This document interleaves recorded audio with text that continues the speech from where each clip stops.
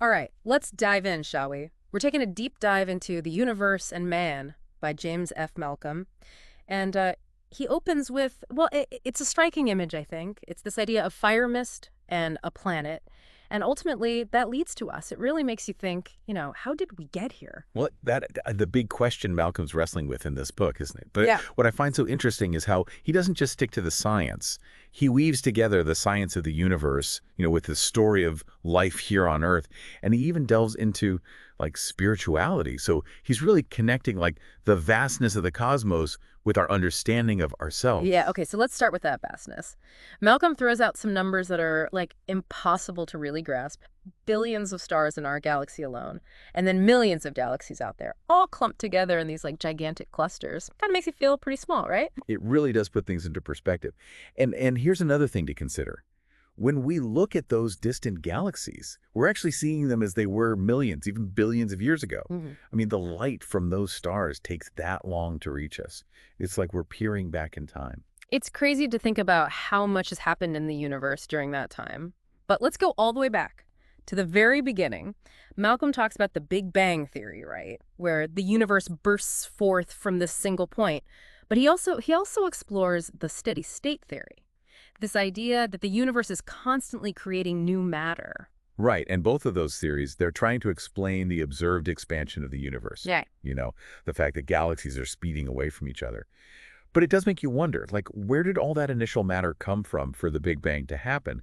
And in the steady state model, how is new matter just like continuously appearing? It's like we're missing a piece of the puzzle. Yeah, it's like trying to solve a cosmic riddle. We have these really interesting theories, but the ultimate origin of the universe, the very first spark, it's still this big mystery. But let's shift from that cosmic scale to something a little more familiar, our own galaxy. So we know that galaxies are mostly made up of hydrogen gas, right? But how did they even form in the first place? And how did that simple gas eventually give rise to stars, planets, and then life? Okay, so imagine these vast clouds of hydrogen gas spread out over like unimaginable distances. And over billions of years, gravity slowly draws these clouds together, causing them to like condense and swirl. Mm-hmm. As the gas compresses, it heats up and eventually reaches these incredible temperatures and pressures, and that's when nuclear fusion ignites. And boom, a star is born. So stars are basically these giant fusion reactors, right? They're burning hydrogen, and in the process, they're creating heavier elements. So what happens when a star runs out of fuel? Well, that's when things get really dramatic. Depending on the size of the star, a couple things can happen. It could just become a supergent and slowly fade away, Yeah. or it could explode violently as a nova or a supernova.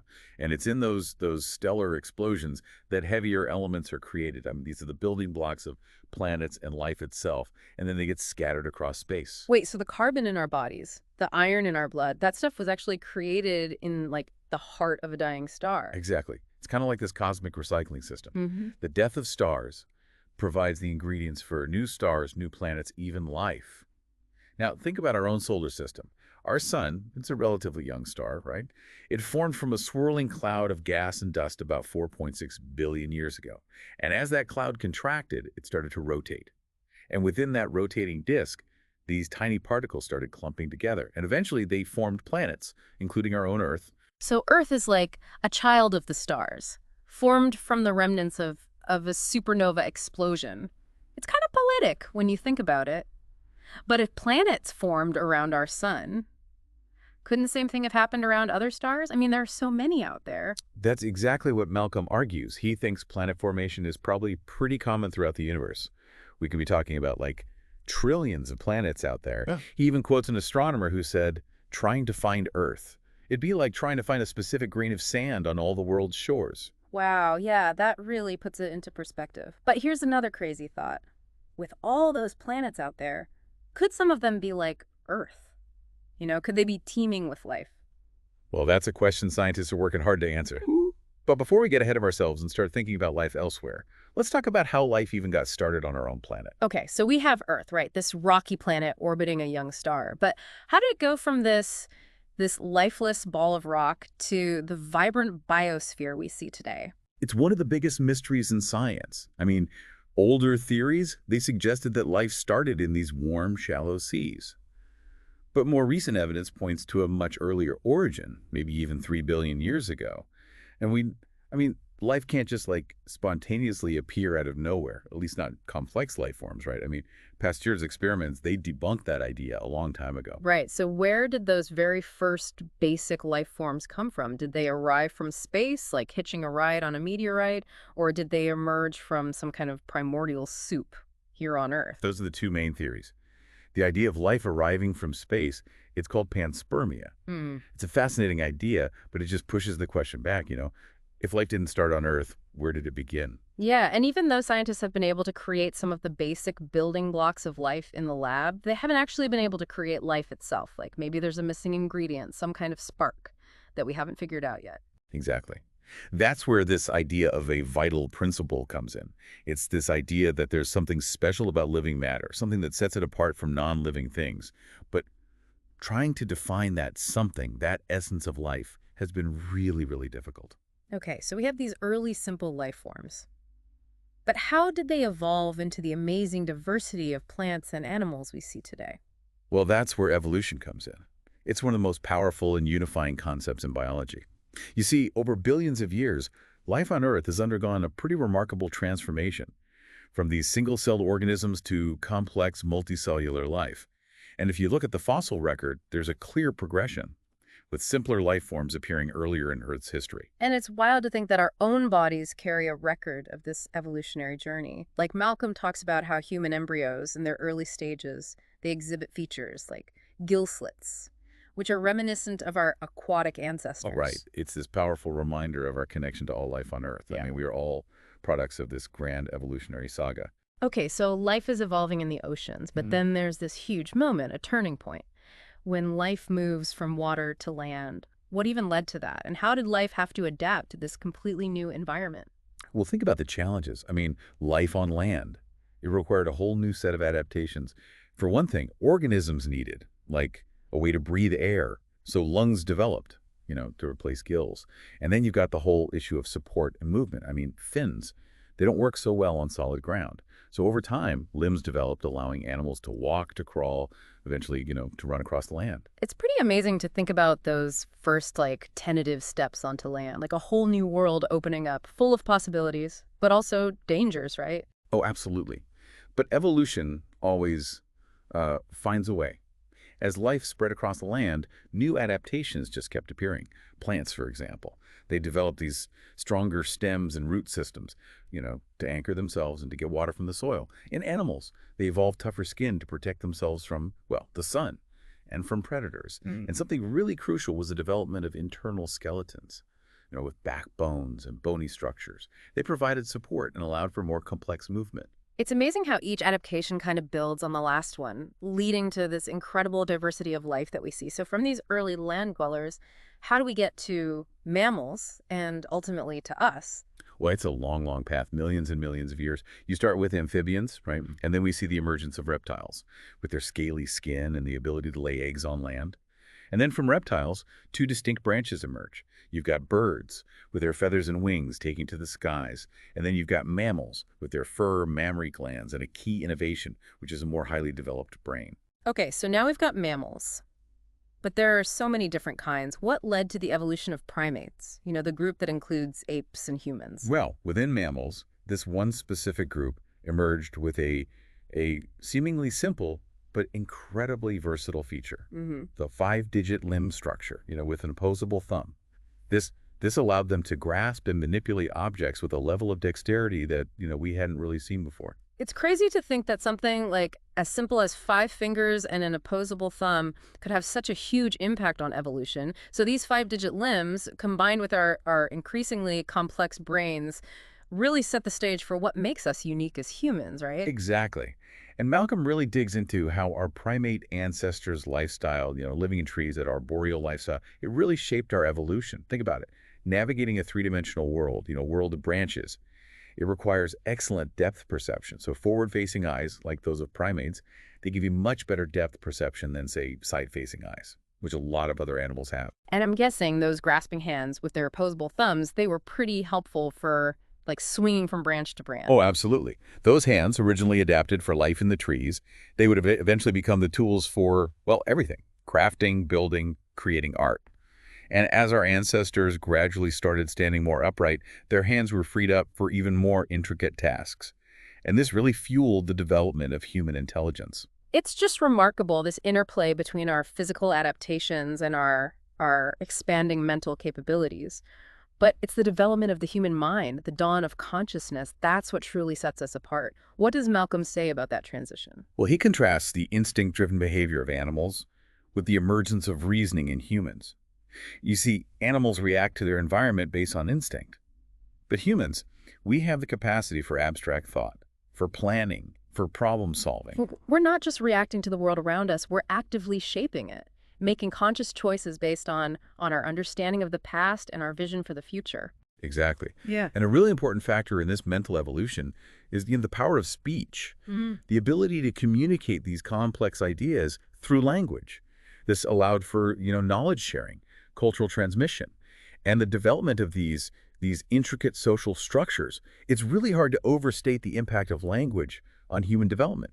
It's what allows us to learn from each other, to build upon past discoveries, and to create these complex societies. Yeah, it's like language unlocked a whole new level of consciousness, right? It allowed us to connect, collaborate, and create in ways that no other species can.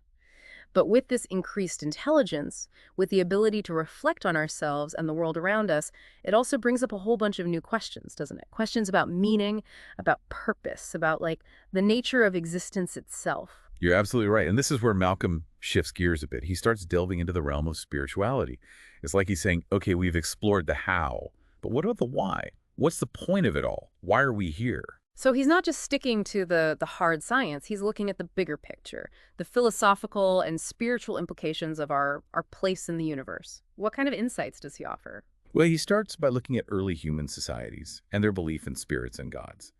Faced with the vastness of the cosmos, the power of nature, and the mysteries of life and death, it's natural to look for explanations, to try to find meaning in the unknown. And those early beliefs, they were often rooted in this sense of awe and wonder. They provided a framework for understanding the world and our place in it. Yeah, I can see how those beliefs would have been comforting, offering a sense of order and purpose in a world that can often feel chaotic and unpredictable.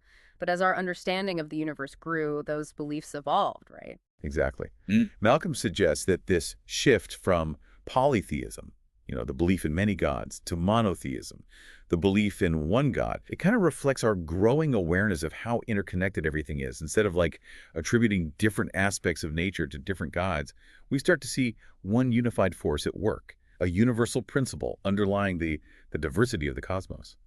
It's fascinating how our spiritual beliefs kind of mirror our evolving understanding of the universe. But alongside this search for meaning, this desire to connect with something larger than ourselves, comes the age-old question of suffering. If there is a benevolent force guiding the universe, why is there so much pain and hardship in the world?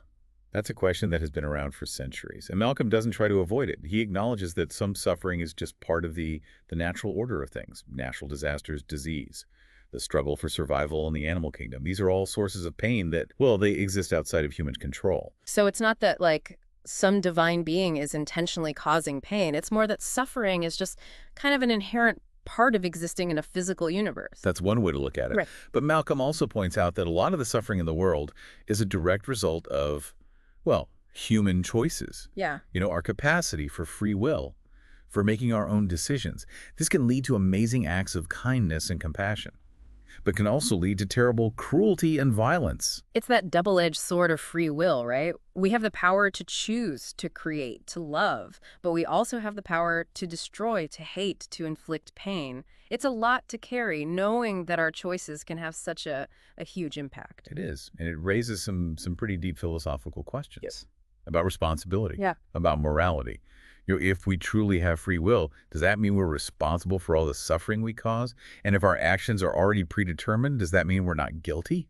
It's a tough question, and I'm guessing Malcolm doesn't offer any easy answers. You're right, he doesn't. But he does suggest that a world without free will, a world where we're all just like puppets acting out a predetermined script, that might be a very bleak place. Without the capacity for choice, for moral struggle. Would we be capable of compassion, of empathy, of really understanding the consequences of our actions. So maybe it's the struggle itself, the ability to choose between good and evil. That gives our lives meaning. That allows us to grow and evolve as moral beings. That's one interpretation. And it leads to a really interesting question. What if the purpose of life isn't about avoiding suffering? What if it's about learning from it? What if the challenges we face are actually opportunities for growth, Yeah. for developing our character and deepening our understanding of ourselves and the universe? That's a really powerful idea. It's not about seeking a life that's easy and comfortable. It's about embracing the struggles, recognizing that even the darkest experiences can teach us valuable lessons and help us become more compassionate, more resilient. Exactly. And Malcolm goes even further. He suggests that Earth might be a kind of school for spiritual development, a place where we as souls are given the opportunity to learn and grow through the challenges we face. So it's not just about surviving, it's about thriving, about using our experiences, both good and bad, to evolve as spiritual beings. That's a really core theme in Malcolm's work. He stresses the importance of facing hardship with courage, of seeking wisdom in the face of adversity, and of cultivating those eternal values, goodness, truth, justice, beauty, even when the world around us seems dark and chaotic. It's a message that really resonates, especially in a world that often feels obsessed with material wealth and superficial achievements. Malcolm seems to be calling for a shift in focus, from outward success to inner growth, from chasing fleeting pleasures to cultivating lasting values. He's essentially saying that all the scientific advancements, all the technological innovations, they won't amount to much if we don't also cultivate our inner world, our capacity for compassion, empathy, understanding. It's about making sure that our spiritual development keeps pace with our material progress. It's a good reminder that knowledge without wisdom can be dangerous, that power without compassion can be destructive. Malcolm seems to be urging us to find that balance, to cultivate our inner world alongside our outer achievements. Yeah, it makes you think, in a world that often feels so divided, so focused on like what we can get for ourselves, can we really achieve that balance, Hmm. that harmony between, material progress and spiritual growth? It's definitely a challenge. But Malcolm seems to believe that it's not just possible, but absolutely essential for the future of humanity. He suggests that as we evolve spiritually, we start tapping into this universal force, like a kind of collective consciousness that connects us all. Yeah, he talks about this universal mind a lot, doesn't he? What do you think he means by that? It's a tricky concept to wrap your head around, but I think it kind of encompasses both the vastness and the interconnectedness of the cosmos. It's this force that's not just like incredibly powerful, but also like intelligent and compassionate, and is present throughout the universe. So it's not necessarily a personal God, like in the traditional sense, but more of a unifying principle, a source of energy and consciousness that permeates everything. Yeah, that's a good way to put it. And Malcolm suggests that as we grow spiritually, as we cultivate compassion and wisdom and a sense of, interconnectedness, we become more aligned with this universal mind, more in tune with this divine spark within ourselves and within, well, all beings. It's a really beautiful idea, the sense of unity amidst, all the diversity of life. And it kind of ties back to his emphasis on spiritual growth, on recognizing our interconnectedness and our responsibility to each other and to the planet. It's like he's saying that our individual journeys are all part of a much larger cosmic story. Exactly. And that story, it's not just about our own personal growth. It's about contributing to the evolution of consciousness itself. It's about, playing our part in creating a world that's more just, more compassionate, more sustainable. So, I mean, we've explored all these really complex ideas, these threads of science, philosophy, spirituality. What stands out to you as like the biggest takeaway from Malcolm's book? That's a good question. I think for me it's that sense of awe and wonder. I mean, from Yeah. the mind-boggling scale of the universe to the incredible complexity of life here on Earth, Malcolm really reminds us that we're part of something so much bigger than ourselves. And amidst all that vastness, all that mystery, there's this underlying sense of purpose, this drive towards evolution and spiritual growth that connects us all. It's a humbling message, but also really inspiring. It makes you realize that our actions, our choices, they have this ripple effect. That extends way beyond just us. We have this amazing opportunity, this responsibility to use our knowledge and abilities to make a positive impact on the world. Absolutely. And, as we wrap up this deep dive, I keep coming back to this one question that Malcolm asks throughout the book. If the universe is truly teeming with planets, as he suggests, does that mean there's life out there? And if so, what might that life be like? It's such a tantalizing thought, right? Are there other beings out there on distant worlds looking up at the stars and asking themselves the same questions? Maybe. And Yeah. maybe they're a little further along in their journey of spiritual evolution than we are. It's an amazing image to end on, and it reminds us that the journey of discovery, both scientific and spiritual, it's never truly over. There's always more to explore, more to learn, more to understand about ourselves and this incredible universe we live in.